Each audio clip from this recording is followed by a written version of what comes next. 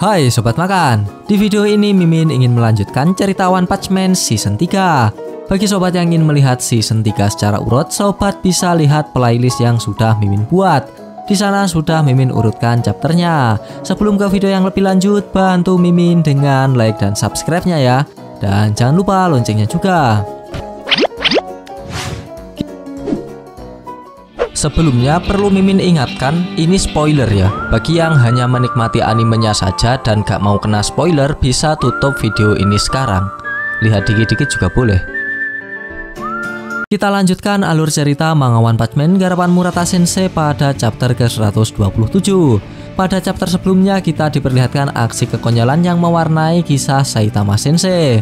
Ia yang menaiki kereta tambang bersama Flashy Flash dan monster bermata satu Monako tiba di sebuah tambang emas milik asosiasi monster. Para monster yang melihat kedatangan dari Saitama CS langsung menyerang mereka.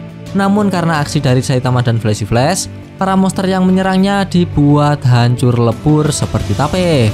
Namun nasib sial menimpa Saitama. Ketika ia mengambil beberapa karung emas yang akan membuatnya menjadi sultan, ia harus merelakan emasnya tersebut untuk menyelamatkan Monako. Lantaran Monako masih berguna bagi Saitama dan Flashy Flash untuk menunjukkan jalan. Dan di akhir scene kita juga diperlihatkan kebangkitan dari Saiko setelah meminum cairan dalam botol. Kebangkitannya itu pun ia gunakan untuk melawan Tatsumaki dan si bodak Saitama yang tanpa sengaja kereta tambang yang ia tumpangi mengarah semakin mendekat ke arah tempat Saikos berada. Lantas bagaimanakah kisah selanjutnya? Mari kita bahas. Di awal scene kita diperlihatkan sosok Daxin yang bersiap-siap melawan si pemburu pahlawan yaitu Garou. Daxin mempersiapkan diri dengan otot-ototnya, sedangkan Garou meraung dan menunjukkan sisi kemonsterannya. Garou mulai menyerang Daxin dengan bertubi-tubi menggunakan teknik seni bela dirinya. Sedangkan Daxin hanya bertahan mendapat serangan dari Garou. Tubuh berototnya tak mampu ditembus oleh Garou. Dan setelah itu Daxin merapatkan tubuhnya dan menghempaskan Garou hingga ia terpungkeng dan menabrak tembok. Garou seperti tak mampu melawan ketangguhan dari Daxin. Kekuatan otot kawat tulang kayu jati dari Daxin sangatlah efektif untuk melawan Garou.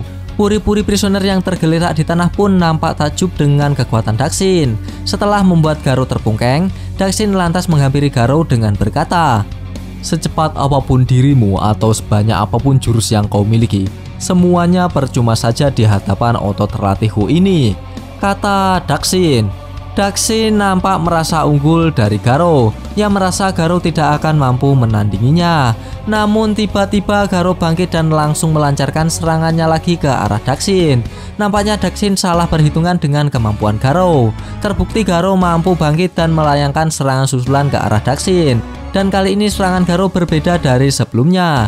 Gerakannya bertambah cepat hingga sulit dilihat oleh mata telanjang. Daxin pun tak mampu mengetahui di mana posisi Garou. Namun dengan konsentrasi tinggi yang ia miliki, Daxin masih mampu membaca pergerakan dari Garou. Dan tuas! Daxin menjotos Garou sebelum Garou melayangkan tendangannya. Setelah menjotos Garou, Daxin berkata kepada Garou jika permainan monster-monsteran yang selama ini ia lakukan akan berakhir di tangan Daxin. Setelah mendapat pukulan dari Daxin yang cukup kuat, Garou yang sedari tadi seperti tak sadarkan diri, kali ini ia membuka matanya dengan sedikit terkejut. Lalu ia berkata, "Loh, kau kan Super Alloy Daxin, di mana ini? Harusnya aku sedang bertarung melawan Orochi. Kemana perginya monster itu?" kata Garou. Dan terlihat jika sebelumnya yang melawan Daxin dan mengalahkan puri-puri prisoner adalah sosok Garou yang masih berada di bawah kesadaran. Kekuatan tangguh kembali diperlihatkan dari sosok Garou. Di saat ia pingsan saja, ia mampu mengalahkan pahlawan kelas S dan mengimbanginya. Dan ketika sadar, sisi kemanusiaan Garou masih terlihat. Ia masih memikirkan keselamatan dari Tareo si bocah lugu. Daxin pun terkejut melihat Garou yang tidak seperti sebelumnya. Kemudian Garou pun menjelaskan jika ketika ia melawan Daxin, ia sedang dalam kondisi tidak sadarkan diri. Mendengar penjelasan Garou, sontak Daxin pun terkejut mendengarnya. Namun Daxin tidak mempercayai perkataan Garou.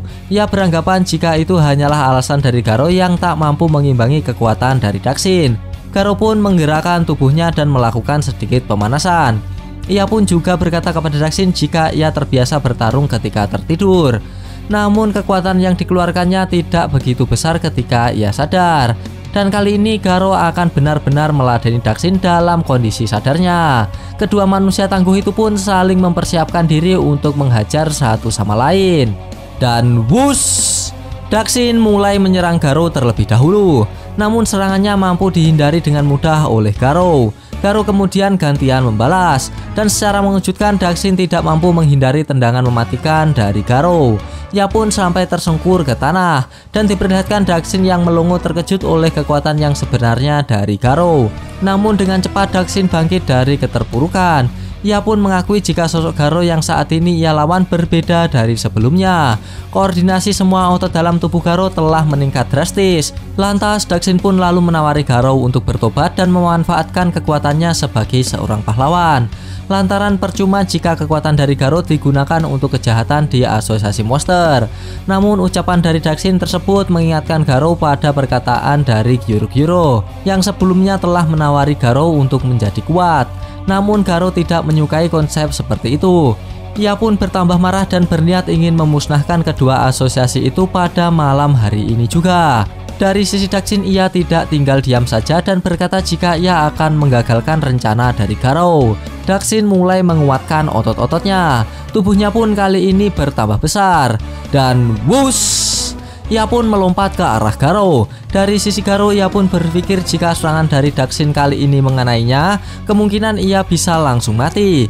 Ia lantas berusaha menepis serangan Daxin, namun ya gagal. Garo terhempas sangat kuat oleh serangan dari Daxin. Dan benar saja, diperlihatkan tulang-tulang Garo yang hancur lebur seperti tape. Daxin lantas membandingkan Garo dengan Silver Fang. Jika pada dasarnya Garo masih terlalu lemah dibandingkan Silver Fang. Daxin pun lalu menceramahi Garo yang terkapar. Ia berkata jika kemenangan Garo melawan para pahlawan selama ini hanyalah karena faktor keberuntungan. Setelah mengatakan hal itu, tanpa disangka-sangka Garo masih mampu bangkit setelah tulang-tulangnya dibuat hancur oleh Daxin. Mendengar ceramah dari Daxin, Garo pun lantas membalas ucapan dari Daxin jika semua ucapannya adalah kemunafikan yang membuatnya ingin muntah. Garo pun lantas ganti menceramahi Daxin jika setidaknya sebagai pahlawan yang hanya membela sisi baik dan menghancurkan sisi buruk adalah salah. Garo menganggap para pahlawan adalah sampah. Garo lantas melompat dan berusaha menyerang Daxin. Dan tiba-tiba Shin pun berpindah ke sisi botak Saitama. Ia setelah melawan monster tambang bersama Flashy Flash, merasa kesal dengan para monster yang telah membuat jubahnya bolong. Dengan santainya Flashy Flash menilai jika kekuatan Saitama memanglah kuat, namun masih setara dengan petarung tingkat ketiga. Ia pun lantas memberikan wejangan kepada si botak agar berlatih lebih keras, bahwa untuk mencapai pertarungan tingkat pertama, ia harus mampu mengalahkan musuh dalam satu serangan dan tidak meninggalkan jejak pertarungan. Artinya tidak ada seorang yang tahu jika ia yang mengalahkan musuh tersebut. Ya, kalau kriteria petarung tingkat pertama seperti yang dikatakan Flashy Flash, Saitama mah nampaknya sudah masuk kategori petarung tingkat pertama. Ya, hanya saja Flashy Flash itu yang nggak tahu. Dan Shin berpindah ke sisi Daxin dan Garo kembali. Garo melancarkan serangan bertubi-tubi. Daxin hanya dia menahan serangan dari Garo. Namun gerakan Garo kali ini bertambah lebih cepat dan lebih kuat. Daxin pun merasa serangan dari Garo setara dengan serangan dari banyak ahli bela diri. Garo tidak menunjukkan tanda ingin menghentikan serangannya.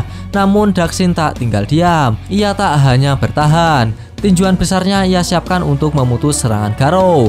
Dan wush! Tinjuan dari Daxin mengarah ke Garo. Bukannya menghindar, Garo justru adu mekanik dengan Daxin. Daxin pun nampak terkejut dengan ketahanan tubuh dari Garo. Ia seperti melawan sosok monster yang cukup kuat. Dan tiba-tiba, seperti biasa, Shin pun berakhir. Kampret, padahal udah seru loh. Gak apa-apa, kita lanjutkan besok di chapter berikutnya. Pada chapter kali ini kita diperlihatkan aksi memukau dari Garo. Walaupun ia bertarung dalam kondisi tertidur, ia mampu mengalahkan puri-puri prisoner dan mengimbangi kekuatan Daxin. Dan ketika bangun pun kekuatan dari Garo bertambah lebih kuat lagi. Walaupun tulang-tulangnya sudah dibuat hancur lebur oleh Daxin, ia masih bisa bangun dan melawan Daxin dengan kekuatan yang bertambah lebih kuat. Kemudian kita juga diperlihatkan sosok Saitama yang sedang melakukan perjalanan bersama Flashy Flash dan Monako. Dan begitulah alur cerita dari manga One Punch Man garapan Murata Sensei pada chapter ke-127. Bagi sobat yang suka pembahasan ini bisa tekan like-nya, dan jika tidak bisa tekan dislike-nya 2 kali biar aneh gak rugi. Jangan lupa komennya agar Mimin bersemangat dalam membuat konten, dan yang paling penting jangan lupa tekan tombol subscribe supaya sobat-sobat tahu updatean-updatean terbaru dari channel ini. Terima kasih telah menonton, sampai jumpa di video-video selanjutnya. Goodbye, dadah.